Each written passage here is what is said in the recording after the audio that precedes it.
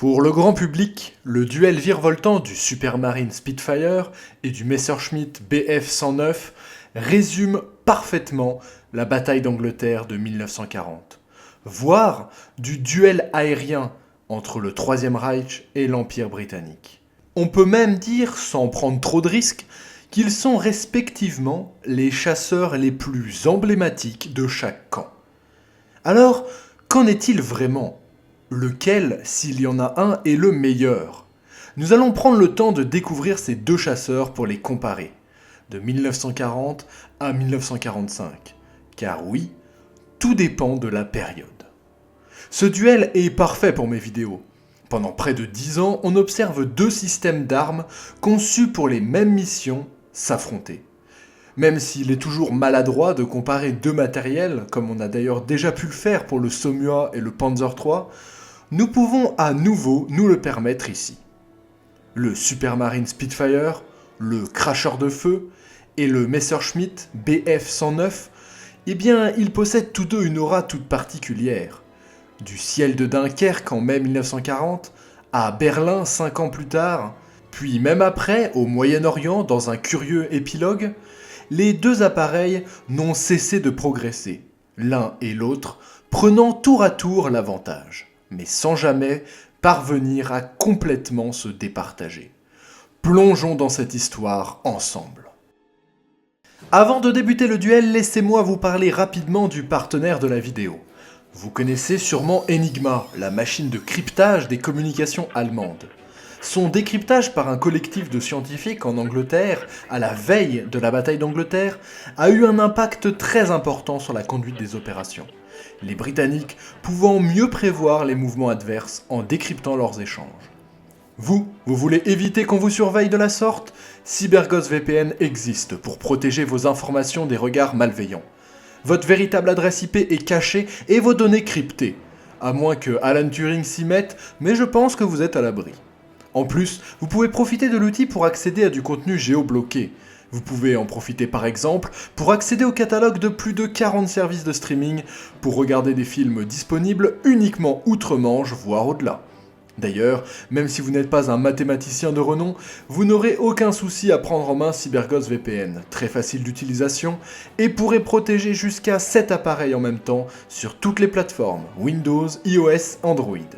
Alors, si vous avez le désir de discrétion d'une armée, n'attendez plus. En utilisant le lien dispo juste en dessous, vous obtiendrez 83% de réduction sur CyberGhost VPN, soit 2,3€ par mois et 4 mois gratuits. En plus, ils ont une garantie 45 jours satisfaits ou remboursés, ils ont déjà 38 millions d'utilisateurs et une excellente note sur Trustpilot. Vous trouverez le lien et toutes les infos dans la description de la vidéo. Sur ce, laissons nos aviateurs et place à la vidéo. Le Spitfire est incontestablement l'un des chasseurs les plus utilisés par les Alliés. Il donna lieu à une diversification et à une multiplicité de versions jamais atteintes auparavant dans l'histoire de l'aviation. Sa conception est pensée pour les évolutions futures, et c'est même globalement un avion très apprécié par ses pilotes. Plus de 20 000 appareils ont été produits et sont restés en service jusque dans les années 50. Reginald Mitchell, de la société Supermarine, appartenant à la marque Vickers, en est le génial inventeur. Habitué à la vitesse à travers de nombreuses courses et plusieurs trophées remportés, c'est un expert du profilage de ses appareils. Au début des années 1930, c'est lui qui construit l'avion que demande l'armée de l'air britannique. Un avion moderne et monoplan, donc une seule paire d'ailes, rapide et bien armé. Ça sera le Supermarine 224, surnommé Spitfire, comme la petite fille turbulente du patron du groupe Vickers. Mais l'appareil est loin d'être parfait. Pâteau, cockpit ouvert, train fixe, armement trop léger. Mitchell ne veut pas en rester là. Le type 300, produit dans la foulée, sans contrat, gomme certains des défauts de son prédécesseur, et commence à inaugurer ce que seront les chasseurs de pointe de la guerre mondiale à venir. Il est construit autour du tout dernier moteur Rolls-Royce, le PV12, un très prometteur V12 de 720 chevaux. Seul problème, son prototype ne répond pas à une demande cruciale du ministère de l'Air, les 8 mitrailleuses demandées comme armement. Pas de souci, Mitchell nous sort sa fameuse idée des ailes elliptiques, augmentant la longueur du front de l'aile et permettant l'ajout de 4 mitrailleuses de chaque côté. Certains disent qu'il se serait inspiré des avions du constructeur allemand Henkel, mais force est de constater que, quoi qu'il en soit, le profil de ces ailes est profondément novateur pour l'époque.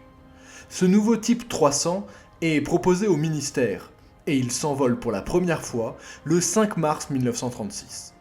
On raconte que ses performances étaient si impressionnantes que le ministère commande immédiatement 310 appareils.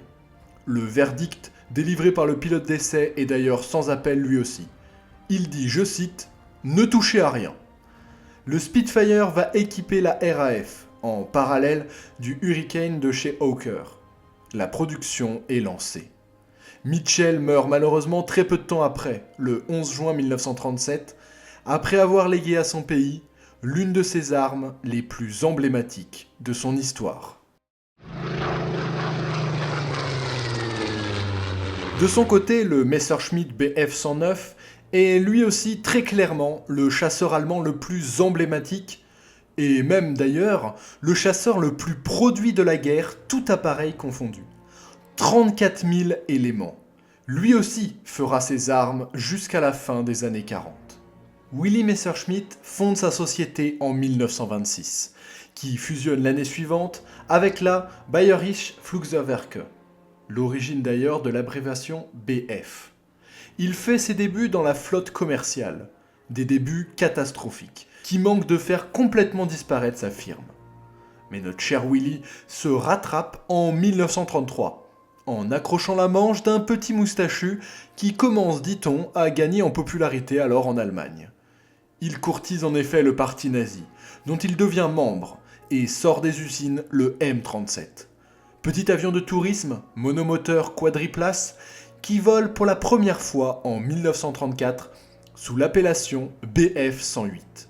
Ce petit avion va en réalité devenir l'avion d'entraînement principal de la Luftwaffe, et même plus, la base de toute la formule Messerschmitt. Structure légère, entièrement en métal, moteur en ligne, train rétractable. Grâce à ce modeste appareil qui remporte un franc succès, la firme peut entrer dans la compétition lancée par le ministère de l'Aviation du Reich pour la conception du futur chasseur principal.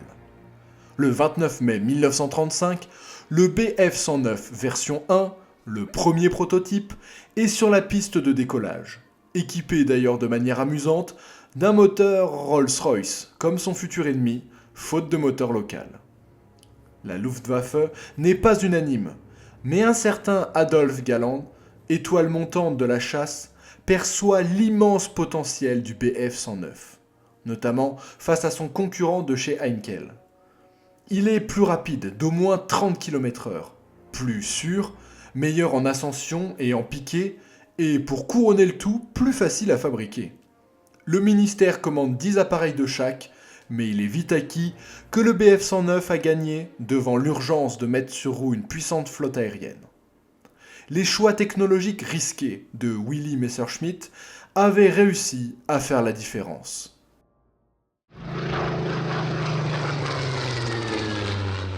À leur stade de sortie d'usine, le Messerschmitt et le Spitfire possèdent des caractéristiques et des performances plus que proches.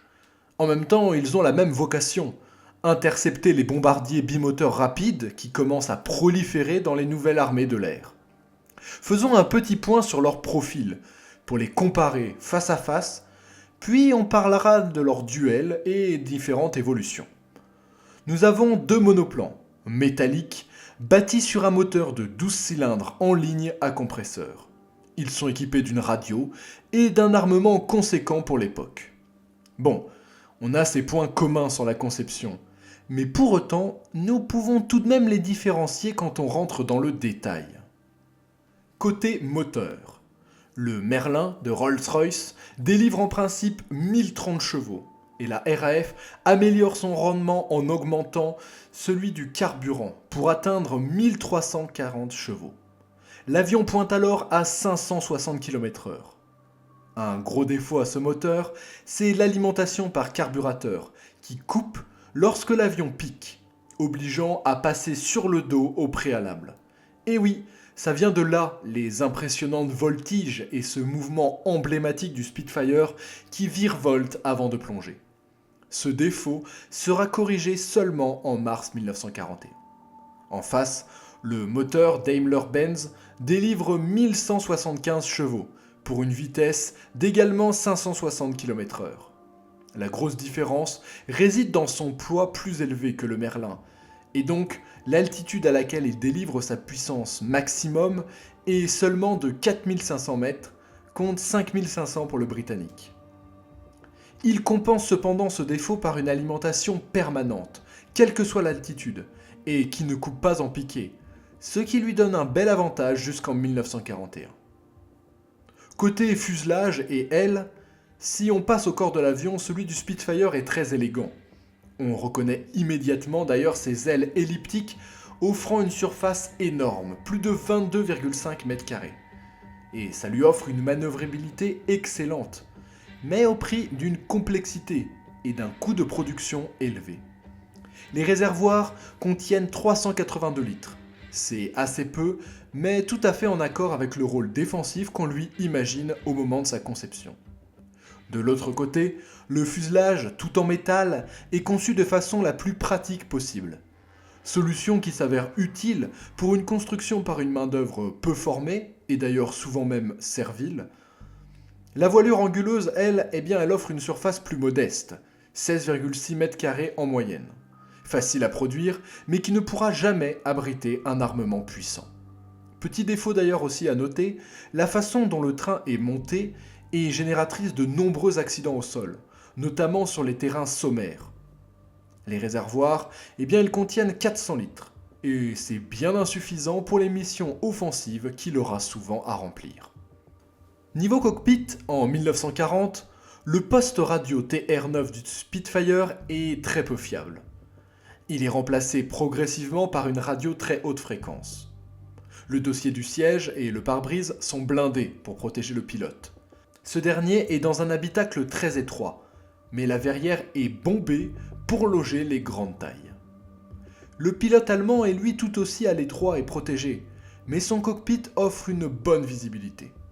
Il a pour radio une Fungergat 7 qui fonctionne très bien. Seul problème, elle n'est pas compatible avec les bombardiers allemands qu'il doit souvent escorter. Et oui, il doit alors utiliser des fusées, des signes de main ou même des battements d'ailes pour communiquer avec eux. Pour terminer, parlons gros canon, ou peut-être plutôt petit canon justement. Les Spitfire version 1 et 2, on reviendra sur les versions, ne vous inquiétez pas, ils sont équipés de 8 mitrailleuses Browning de 7,7 mm.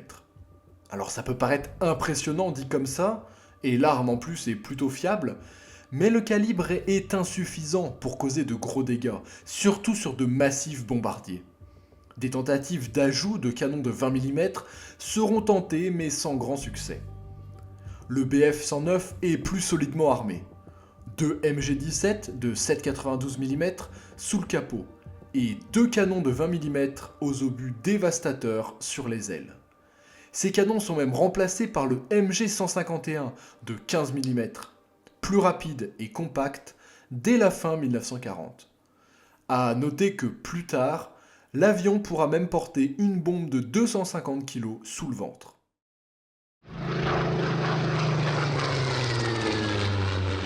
Bon, maintenant que nous avons toutes les cartes en main pour les comparer, nous allons pouvoir passer aux faits d'armes et à la réalité de leur engagement. Cependant, impossible de les comparer de manière uniforme sur l'ensemble de la guerre. Ce sont deux avions qui ont beaucoup évolué, tant niveau matériel que niveau tactique. Et il est donc plus judicieux de découper ce duel en périodes. Le duel commence sans vraiment en être un. L'Allemagne et son Bf-109 font leur arme bien avant le Spitfire. Les Bf-109B et C sont les premiers appareils de série.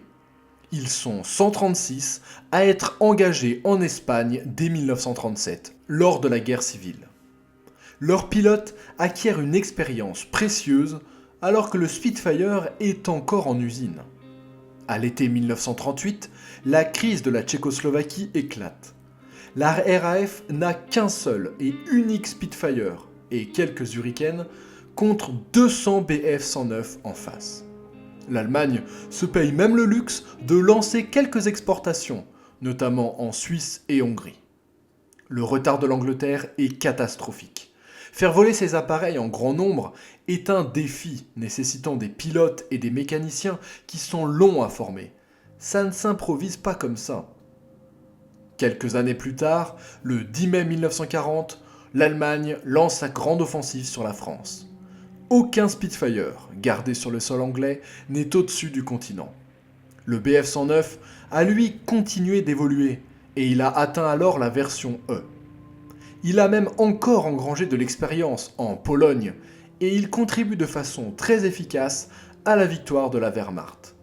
Il défend impeccablement les têtes de pont sur la Meuse contre les attaques franco-britanniques en accomplissant jusqu'à 7 sorties par jour. Les succès de la chasse, aidés par la Flak, vident le ciel des appareils tricolores et mènent tout ce beau monde à Dunkerque. Les Spitfire font leur première passe d'armes contre les bombardiers allemands au-dessus de la Hollande le 13 mai 1940 et vont se faire prendre en chasse par les Bf-109.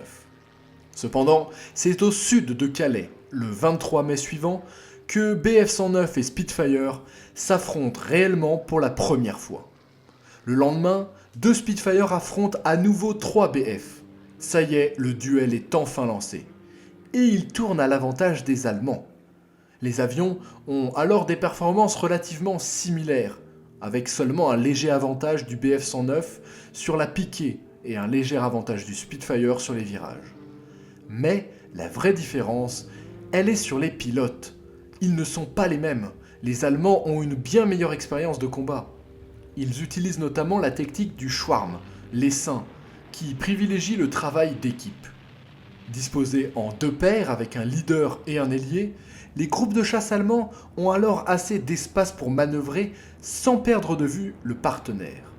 Cette formation s'avère bien plus efficace que le VIC, la formation en V, des Anglais qui est beaucoup plus rigide. Du 27 mai au 2 juin, les Britanniques perdent pas moins de 48 Spitfire au-dessus de Dunkerque, contre seulement 29 Bf-109. Il faut tout de même noter que les Allemands ont quelques sueurs froides. Au fil des jours qui passent, ils constatent que leur avance s'érode de manière inquiétante. Après la défaite française, le Fighter Command fait face seul à la Luftwaffe, dont l'objectif est alors de prendre le dessus sur le premier en vue d'une possible invasion de la Grande-Bretagne. C'est la bataille d'Angleterre qui commence.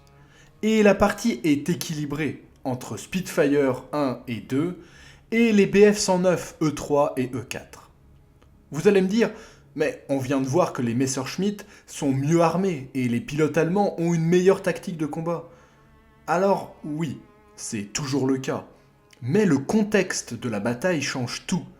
Le Bf-109 dispose d'une faible autonomie, comme son adversaire, mais lui opère au-dessus de l'Angleterre, à la limite de rayon d'action, et on ne compte plus les nombres d'avions qui doivent décrocher pour éviter la panne sèche. Pour vous faire une idée, pendant la bataille d'Angleterre, ça lui donne une capacité de combat au-dessus de Londres d'à peu près 10 minutes avant de devoir retourner au bercail. Un handicap doublé de l'ordre d'escorter les bombardiers au plus près, empêchant les Bf-109 de profiter de leur expérience dans la manœuvre, comme le looping. Le Spitfire a en plus de tout ça un autre avantage.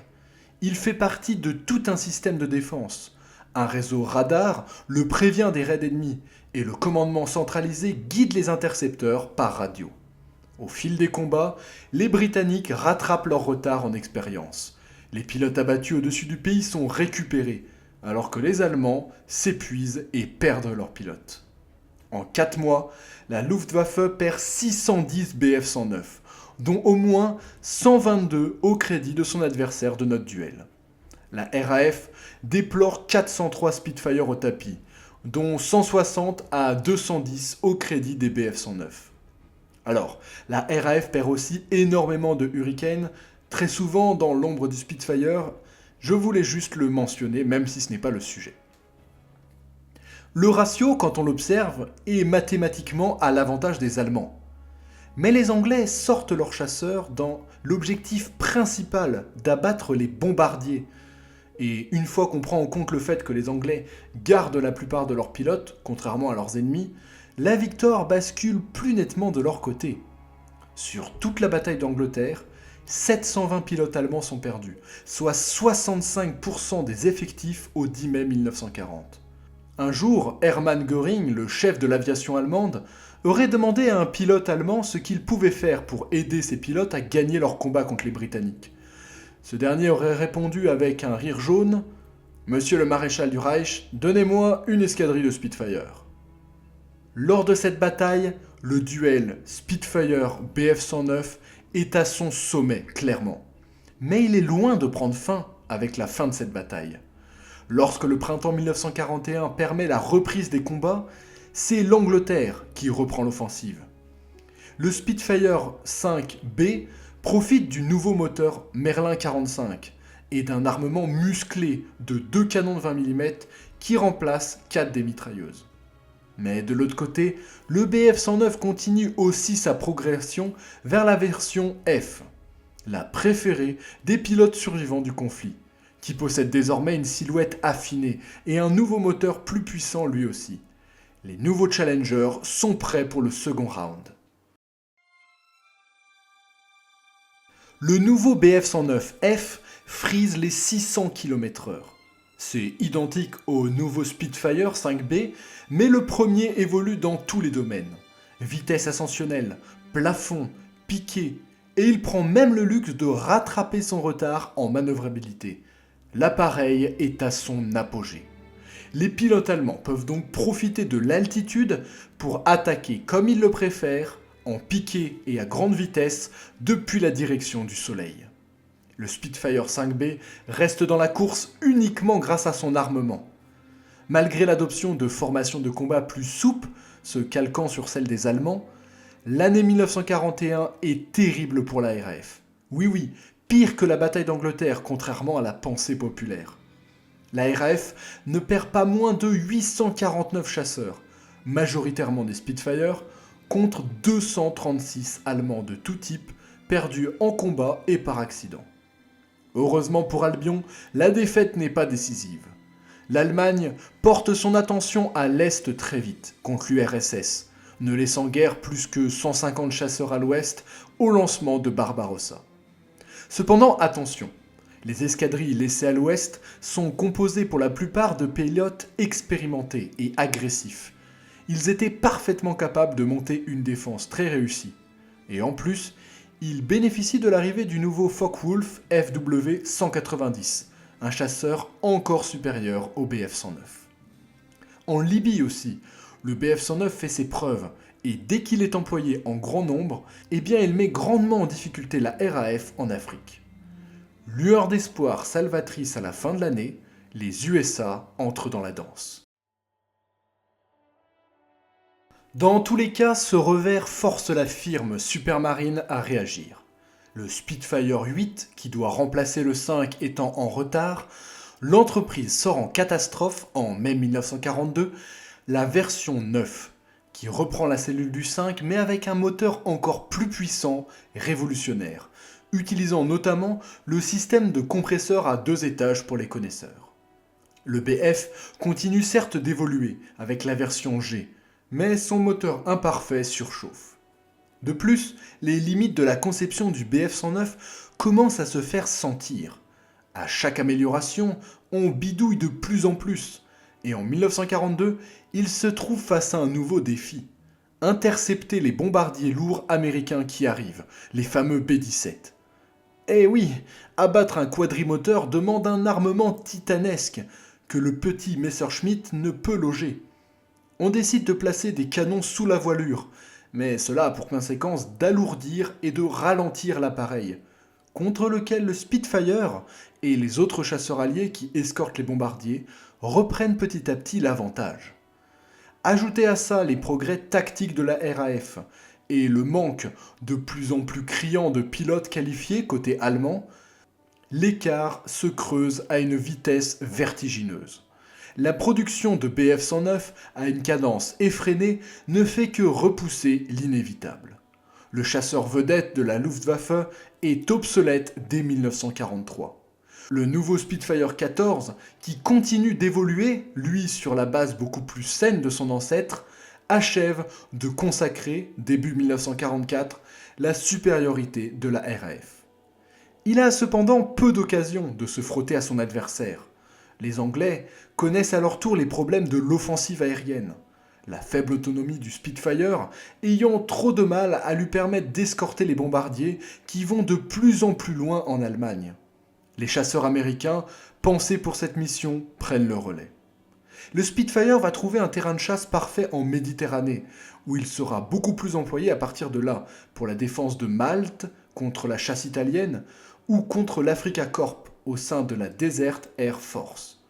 Le combat en Afrique nécessite d'ailleurs de tropicaliser, entre guillemets, les appareils, avec l'ajout d'un grand filtre à air sous le nez.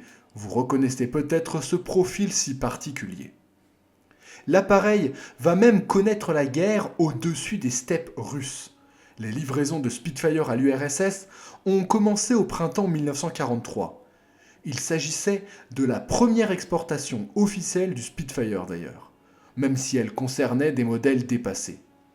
Les pilotes soviétiques s'accordaient à dire que le Spitfire était facile à piloter et qu'il constituait un magnifique compromis entre maniabilité et stabilité.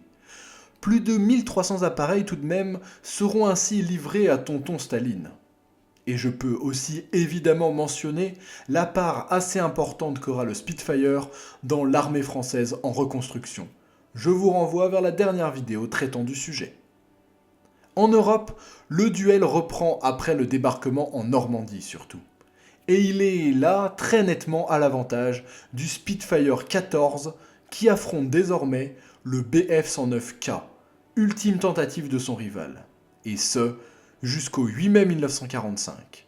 Il est temps de faire place au bilan. Honnêtement, nous avons face à nous deux appareils incroyables. Mais c'est vraisemblablement bien le Spitfire qui sort vainqueur de ces 5 années de combats tournoyants. D'une courte avance, certes, mais vainqueur tout de même. Il s'est révélé indéniablement plus capable d'évoluer. On peut même mentionner à côté de ça la version navale de l'appareil, nommée Seafire. Ce dernier est adapté, avec des ailes pliantes, une crosse d'appontage, etc. Mais le train d'atterrissage étroit n'était pas idéal pour l'appontage. De nombreux accidents sont recensés. Cela ne l'a tout de même pas empêché de rendre de précieux services à la Royal Navy. La RAF tente aussi de l'utiliser dans la chasse de nuit, mais il n'est pas prévu pour embarquer tout le matériel nécessaire à cette mission. L'as allemand Heinz Bauer a déclaré, je cite, « Bien sûr, la qualité du Spitfire n'a pas besoin d'être élaborée. Ils m'ont abattu une fois et m'ont causé au moins 6 atterrissages forcés. » Les pilotes de chasse de la Luftwaffe considéraient pendant longtemps le Spitfire comme leur ennemi le plus dangereux. Le Bf-109 de son côté demeure tout de même un chasseur redoutable, surtout au début de la guerre. Mais handicapé dès sa conception par sa petite taille, il n'a pas pu suivre sur la longueur. En plus de ça, les pilotes allemands se sont vus de plus en plus handicapés par le manque d'alliage métallique avancé et par la mauvaise qualité du carburant au fur et à mesure que le blocus allié s'est intensifié. Et voilà, nous en avons terminé de ce nouveau duel sur la chaîne. Après la Seconde Guerre mondiale, jusque dans les années 1960, le Spitfire est resté en service dans beaucoup d'armées de l'air autour du monde. Par exemple, nous pouvons citer celles de l'Égypte, de l'Irlande, d'Israël, de la Syrie, du Danemark ou encore de la Turquie. Le Bf-109, lui, est forcément une histoire après-guerre beaucoup plus compliquée, mais on en retrouve des morceaux, ici et là, en Tchécoslovaquie ou en Espagne. D'ailleurs, si vous avez raté ma vidéo de fin d'année, vous pourrez y trouver une sacrée anecdote sur le dernier combat des Messerschmitt et des Spitfire. Quelque chose me dit que l'étoile de David a alors remplacé, avec une certaine ironie, la croix gammée sur la queue de l'avion. Je vous remercie de votre attention, n'hésitez pas à me faire des petits retours dans les commentaires sur ce format de duel, et si vous avez d'autres idées d'armes à analyser ou à comparer, un petit j'aime, ça fait toujours plaisir, et un partage à vos amis passionnés. Merci encore à CyberGhost VPN de soutenir mon travail. Si l'outil vous intéresse, n'oubliez pas de cliquer sur le lien dans la description pour obtenir une réduction spéciale. L'application protégera vos données pendant que vous naviguez et vous donnera un accès complet à tout le contenu bloqué sur Internet, et pour seulement 2,3 € par mois. Sur ce, je vous dis à bientôt et que l'histoire soit avec vous.